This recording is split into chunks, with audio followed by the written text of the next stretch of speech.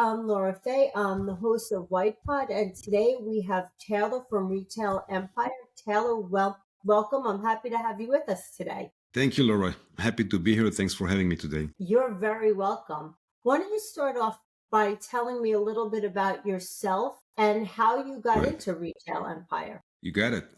So my name is Taylor, as you mentioned, and I'm basically working with chain stores in the USA for the last 25 years or so. I've been traveling around the world, been living in China, 12 years overall in Asia, producing my own products, selling them successfully to 60 different department stores in the States, including Macy's, Urban Outfitter, Kate Spade even, obviously Costco, TJ Maxx on the low end and everything. And for the last 8 years, after I just finished with my own products brand a couple of years ago, that was 8 years ago actually, I wasn't planning to be a rep agent or anything like that, but someone from the Amazon community approached me saying, hey, I have these products and I have branding and I have basic website and everything, and I have inventory in the States. And I'm always thinking like, okay, I'm selling successfully on Amazon, almost got to the point of 8-figure. And I'm thinking like, what's the next step? So I heard from a mutual friend, that's how he got to me, that you are in touch with retailers in the States. Is that true? So I said yes and everything. And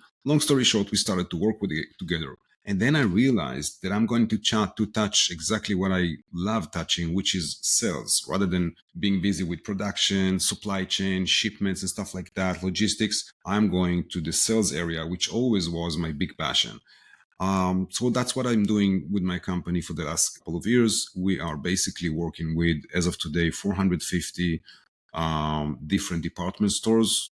Department store could be 30, 40, 50 stores, but it also could be like Dollar General with 16,000 stores. And we put them in the same basket because eventually, as long as they have chain, it doesn't matter for us. Right. Yeah. That's amazing.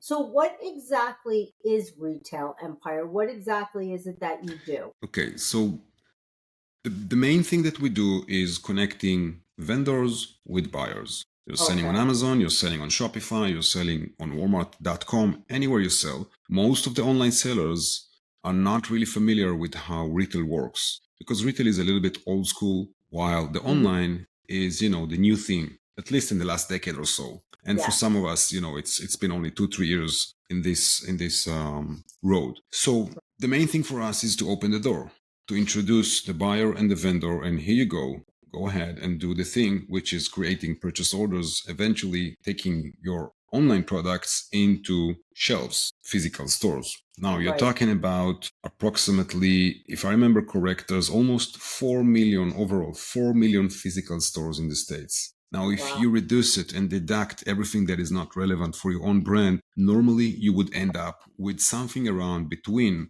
1/4 to 500,000 stores that are relevant for your niche and category.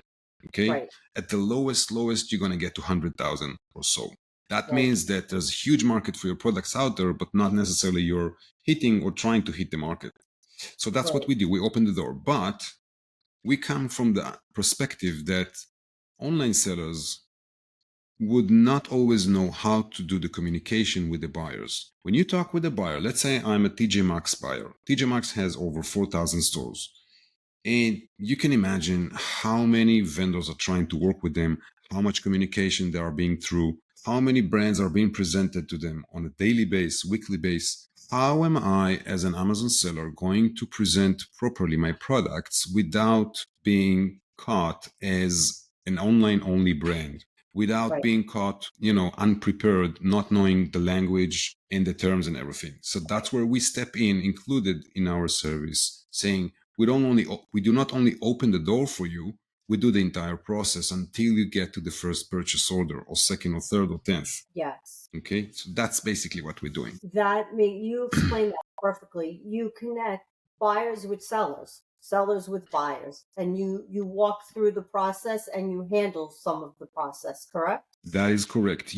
I believe you know B2B, and which is business to business, right? And then you have B2C. Yep, business to consumer. Next, you're going to have B2G, right? Business to government. I've created, I think a year ago, I've created a new term, which I'm trying to educate the market about. And the term I created is V2B, vendor to buyer. So eventually you are a vendor, right? Mhm. You're selling online, you're selling offline, wherever you sell your products. You have inventory, you have things running, you grow your brand, you're adding a few SKUs every couple of months, every year. So you're a Yeah. vendor. So V2B, vendor to business. Yeah, that makes perfect sense. For lack of a better word, you're almost the attorney for the vendor to represent the vendor to the person with the product, right? You're Right. representing them and bringing them to, let's just say, TJ Maxx, and you're representing and doing the negotiations and all of this, right? Exactly. They would come Oh, back to me saying, okay, we got to a nice stage. They like the samples. Now they want to see pricing. Taylor, what are the pricing? What are we doing? What are we offering them? We don't know what yeah, to offer them, right? That's just one example. perfect. No, I like that. You did a great job of explaining that, and I could absolutely see the need for that because if I had something, I wouldn't even know where to start. I wouldn't even know who to Right. call. So, yeah, Right. that makes perfect sense. Now, let me ask you something. This is an important question. Let's just say I was somebody who had something. How would I know about you? What would I search to find you? What's your marketing strategy? Right. My marketing strategy is basically the same strategy that is in the work process, meaning it's very personal. So how did the market even know about us is very, very fascinating for me. Because when I started with that one vendor I mentioned earlier, then I later on thought, okay, it's going good with this guy. His brand is awesome. But you cannot really establish a business on one customer, one person, one brand, right? Not from my side, from his side, of course. So Yeah, then I thought, okay, how am I going to find others?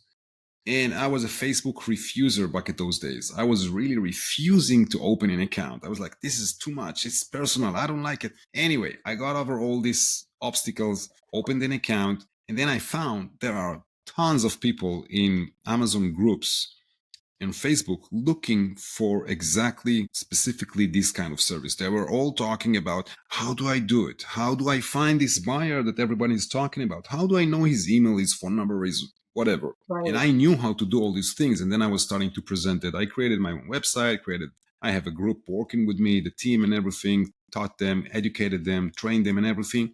And then eventually it started all from funny, but it started from Facebook. And then obviously the natural next steps were YouTube, which is now standing on around 2,000 followers, which bringing a lot of traffic to us. We do not do any Google ads because no really reason for that, but we should do. But we just didn't got to that because we are maintaining TikTok and Twitter and probably Instagram. I don't even know. It's my team who's working on it. I have like marketing dedicated team and they know how to move traffic and to bring those vendors towards our company. What I know is to give them the right tools, which is basically mostly informational tools. I'm going out there just like here, talking about retail, explaining the biggest missed opportunity. If you look at the numbers, by the way, the entire online in the United States, and this is something that people refuse to believe in, and it's true, and I can show you like the sources for that. The entire online is 15% of the market. So that means that you are having a brand, you're sending out there, everything is good. You're riding the Amazon wave or the Shopify wave, whatever it is, but you're right, missing the majority of the market. I'm not saying it's 85 because it's not, because right, in between you have more channels. But retail, like brick and mortar stores, are more than 50% of the industry in the US, and you're right, not there, right? right, So your brand has no recognition. And right, it would get to the point where you're going to have a glass ceiling, which is going to stop you. And then you're going to have to think, okay, what's next? So I'm coming with right, forehead saying, hey, I know what's next. right. That's what we do. I like Yeah. that. Well, this was a really good description of everything that you do. So I ask you this one last question. What's left on your vision board? What are your long-term plans, or have you already achieved all of them? No, I haven't.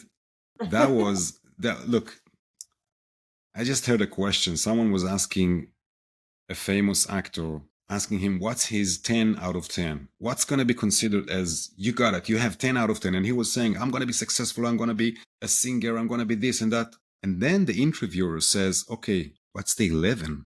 And the guy was like, yo, you exploded my mind. Okay, at 11 I'm not going to be doing all the hard work I'm doing as a singer, but I'm just going to be paid for it, and I'm just going to be invited to international conference, blah blah blah blah.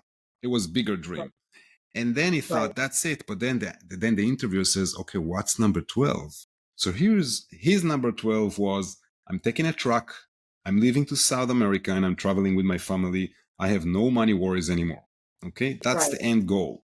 Yeah. My 10 is almost where I am today. So I'm looking towards 11. My 11 is what I'm building today, which is a platform. We are building a SaaS platform, which is going to be basically, if you know, Cupidon or all these famous, dating websites, platforms. So we're building a platform which is going to connect buyers and vendors. It's been almost 2 years by now that we are working on it. It's going to be 100% automated. You're going to log inside. You have all the options you need. You can mark down which retailers you want. You can make the platform work for you, saying, okay, tell me what are the retailers. Tell me what to do. Tell me, okay, send it to the buyers. And anyway, everything is 100% automated. It's a platform. It's a marketplace. So people who are in the market probably heard about, there's only one company who is so-called marketplace, but they're not really doing what I'm trying to do here or going to do, which is really like, a dating website between vendors and buyers. So that's our next thing that is hopefully going to be released before the Christmas, I hope. I love that. That's a great idea. Talor, it was so nice talking to you. I think there's such a need for this, clearly, because you're successful with it.